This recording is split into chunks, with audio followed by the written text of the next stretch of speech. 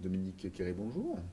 Vous êtes DAN de l'Académie de Poitiers, donc la capitale du numérique éducatif, comme le disait Monsieur le ministre de l'Éducation nationale cet été. Mais concrètement, comment peut-on parler de l'Académie de Poitiers et du numérique, au-delà du fait que vous êtes présent encore une fois sur le campus du numérique, qui est organisé par le laboratoire Techné, notamment. Comment vous inscrivez dans cette dynamique? Alors, le mot dynamique, c'est un mot-clé en fait. C'est un mot-clé qui, de temps en temps, se concentre à Poitiers, mais il y a quelques jours de ça, c'était en Bourgogne, il y a quelques jours de ça, c'était à Ludovia, par exemple, encore quelques semaines. Donc, je pense qu'en fait, c'est surtout un mouvement global qui existe aujourd'hui dans le paysage éducatif. Ici, à Poitiers, on prend notre part du travail et on y contribue avec grand plaisir, puisqu'on a cette chance aussi, il faut le reconnaître, d'avoir des partenaires assez nombreux et engagés à nos côtés. On ne va pas citer, comme on le fait chaque fois, on va dire la présence des deux opérateurs, le CNED et le réseau Canopé. On a aussi l'École supérieure de l'éducation nationale qui va bientôt devenir un institut national des hautes études, de l'enseignement et de la formation. On a nos universités, tout le contexte aussi de nos entreprises EdTech avec lesquelles finalement nous travaillons aussi de façon assez régulière depuis 2 ans et quelques. Donc nous on est toujours, on va dire, à travailler avec nos partenaires, autour des fois d'événements qui sont un peu signifiants comme celui-ci, mais aussi au quotidien avec les enseignants et évidemment avec les élèves. Voilà à peu près. Au quotidien, la tâche première, on va dire, de la DAN, c'est de s'occuper de ses enseignants, je suppose. La formation des enseignants, de les mettre en action par rapport aux velléités ou au développement de la stratégie numérique du ministère.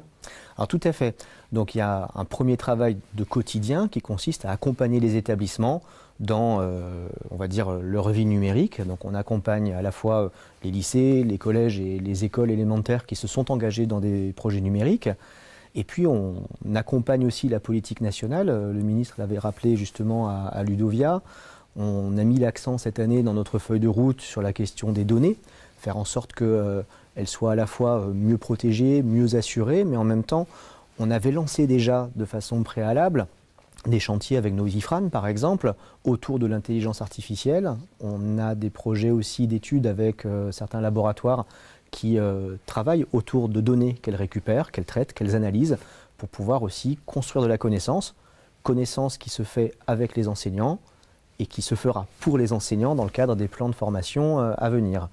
Donc oui, c'est un travail qui a lieu à la fois sur cet aspect-là, et c'est un travail aussi quotidien de fond avec les collectivités, comme je vous le disais tout à l'heure, parce qu'il y a des équipements qui arrivent, il y a des besoins en formation qui sont importants chez les enseignants, donc là, la dynamique est lancée, avec les cadres aussi, et on doit travailler aussi en irriguant non seulement sur le domaine éducatif qui correspond à notre périmètre, mais on doit aussi se tourner davantage vers les parents, qui nous questionnent régulièrement sur ces questions de données, donc preuve que le discours ministériel a pu porter ses fruits. Il y a une vraie interrogation des parents sur ce qui est fait de l'information autour des élèves, ce qui les concerne, où les données circulent, et donc on se doit d'y répondre.